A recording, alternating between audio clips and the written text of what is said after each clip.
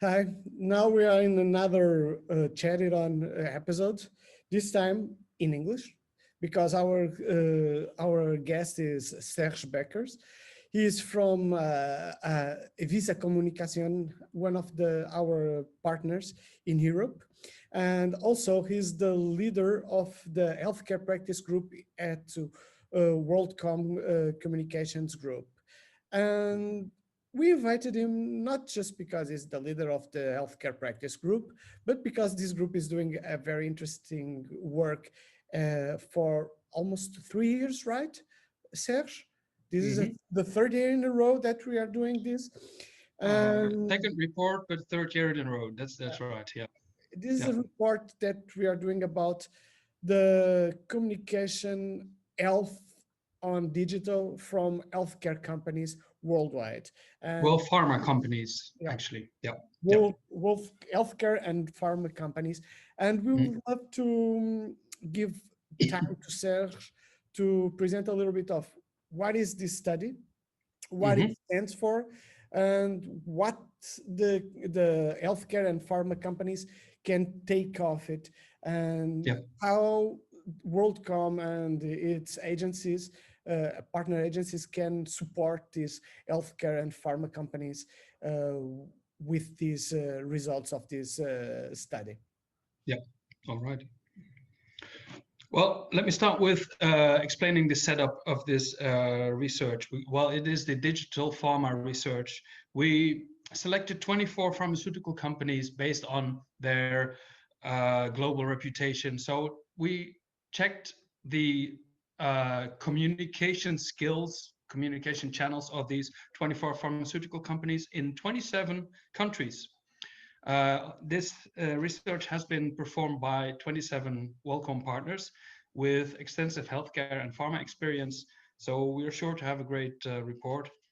And we actually looked at 12 digital channels. So we looked at the website of the pharmaceutical companies, the blogs, apps, Facebook, Twitter, LinkedIn, YouTube, TikTok, Pinterest, Flickr, Instagram, and Tumblr. So as you can imagine, it is quite an extensive report. Yeah. Oh, cool. Last time around, we also included, well, we didn't include TikTok because it didn't exist yet, but we had Google Plus. But as you know, it has been canceled for, well, personal use anyway, so it's not relevant whatsoever. If you would like me to talk a little bit about the results. Let's go. Let's go for the result, because I do believe that if we have anyone from pharma or healthcare market listening to us, they will be very interesting the way we do it, but more than that, they will be more interested in the results and what are the main conclusions that we got from it. Yeah.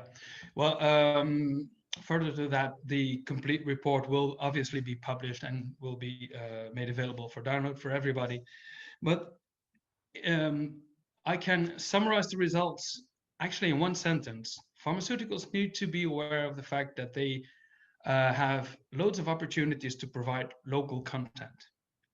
That's the main conclusion. They are leaving opportunities unused because obviously English is the language to communicate in science, in pharma, in health, as it is in many other areas. But that doesn't mean that you can optimally reach all your target groups using English. Obviously, the pharma sector has numerous restrictions in the possibilities of handling marketing and communications because of all the legislations, but still many opportunities are left unused. I can give you some examples. Obviously, everybody has a global website. All pharmaceuticals we research have their .com website, but not everybody has the .pt or .nl or .de, which would be very handy to have if you want to reach your targets in Portugal, Netherlands, and Germany, for example. Also, we found that there are many that have a blog page on their .com website, and this contains corporate information in most of the cases, so to speak. So, or in any case, information that is directed to the entire world because it is in English and it focuses on the entire market that these pharmaceuticals try to service. But when I'm looking for Dutch content, in my case, there is very rarely a Dutch blog taking into account the Dutch legislation, the Dutch diseases that are trending, or well, the localized situation. So there's a lot to be gained in that respect. So what is Let's see what else. is that content marketing, beside being the king in marketing, and it's Yep. very strategic to any brand, is something that should be one of the key focuses for pharma companies. Absolutely, absolutely. Because let me quickly change to some of the other pages. We see, speaking of contents, we've analyzed, or we've seen a few content trends in pharma in 2020. Obviously, COVID-19, that's all other messages were blown out of the water by COVID-19. Last time around in the report, we tried to analyze what was being said about the pharmaceuticals and what was being said by the pharmaceuticals. But we started this exercise, but it was no use because everything was about COVID, obviously, as of February, March. So we tried to come up with a different approach. And this allowed us to pinpoint a few trends. One of the first is actually the awareness that well, actually, the entire world was more than ever interested in healthcare related information. All of a sudden, healthcare was top priority. Mm-hmm. So the pharmaceuticals that took that idea from the beginning and released content that was useful to the people got most coverage. It's as simple as that. So that leads us to the second conclusion. Don't talk about your products, but talk about what your products can do for the people. That's a bit of a shift in perception from pharmaceuticals. Obviously, they need to sell their drugs, but rather than talking about prices or the drugs themselves, tell them how this is going to solve such and such problem.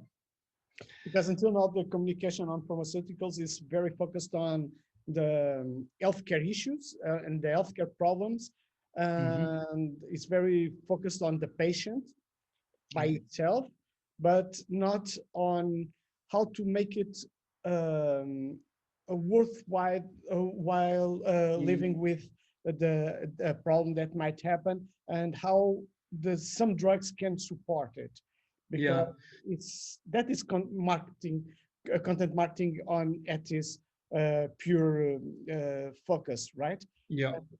This also brings us, and it's something that we already spoke a few times. This brings us the concept of Simon Sinek with the golden circle on start asking why. Absolutely. Pharmaceuticals didn't start yet doing it. Is No. that so? Yeah, not all of them, and not optimally. So if you obviously, if you're talking about drugs, you're talking about the ways to treat people and to improve their lives. But most of it, well, in many cases, it stops at how it will heal you or make your life a bit better. But what comes before and what comes after, that is becoming more and more important. So the in-depth content that is doing is increasingly doing better on social and online. So yeah, people are looking for the technical information, but also what does it bring me? How is it going to improve society, basically? Focus on lifestyle. Yeah. Okay. Yeah, that as well. So very good point. Prevention is becoming more and more important. So that has nothing to do with drugs, but it has everything to do with how your healthcare sector in your country is organized. So in the Netherlands, we see a huge attention for prevention, eating the right food, exercising, stuff like that. And that is something that the pharmaceuticals have to be involved in as well. Okay, makes sense. So speaking of journalistic and objective content and broad content, so we've seen a rise in educational webinars, live videos, infographics, podcasts, not just the press releases about this and this pharmaceutical taking over this one or releasing a new drug. It is about in-depth information explaining the bigger picture, if you will. And that was one of the trends ignited obviously by COVID and all the healthcare interest that we saw in 2020.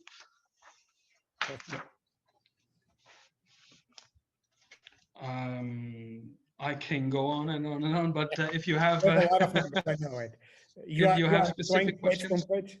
You are looking yeah. for page by page, and you have a lot of things that you would think. So let's go for a final question. You're a Marcom manager in a pharmaceutical or on a healthcare company, and you have the chance to look at this report. If it was you, what will be your first steps to do in terms of your brand communication? If it were me, I would make sure that all the channels, all the online channels that are available to us would be used. You know, there's a big TikTok is not being used by anyone. And this channel serves the 16 to 24-year-old, right? They have their specific problems. Maybe it's braces, it's dental problems, maybe it's hormonal problems. You are able to explain all these problems to this particular target group in a personalized way. You won't probably talk about the drugs themselves, but like I said before, about lifestyle or whatever. So these are the types of channels that can be sexual education, for example. Absolutely, absolutely. Yes. And if you share this content that you are creating anyway in your company and that you're already distributing through the media on LinkedIn and Facebook, because these are the most important channels, it is very easy to actually change them to infographics or to nice video content, which is gaining importance all over the world. So reuse the content you have and localize it for your countries that you're in and for the target groups that you're servicing. Okay. That will be my number one takeaway. I do believe this was a very cool conversation. We could get some highlights, and we could get also one of the most important things is call to actions, things that can be done easily and fast. You're not saying we need to set up a strategy worldwide, etc. No, it's just look at what you have it and localize it. Absolutely. It's not rocket science in this case. No, it's well, that actually, to conclude, that's the basis of Worldcom, right? You need the local partners to make sure the local content reaches the local target groups. It's as simple as that. But I can imagine if you're a big pharmaceutical, you don't have the opportunities, or you don't have that insight. Yep. It's a good way of looking at it and seeing it. Great. Thank you for everything, Serge. We'll be eager to see the report published on Worldcom website. From the Portuguese side, we're going to push it, the pharmaceuticals, and we're going to localize it also to into the Portuguese market as it makes sense. And I do believe this is one of the good efforts that Worldcom does in several practices, is bringing information and bringing content that makes sense to each market. Thank you for your work and for the teamwork, because as you said before, it wasn't a Serge one-man work, but no. Serge leading at least a 30 people work team that worked in 27 markets worldwide. Thank you, Serge. Thank you for having me.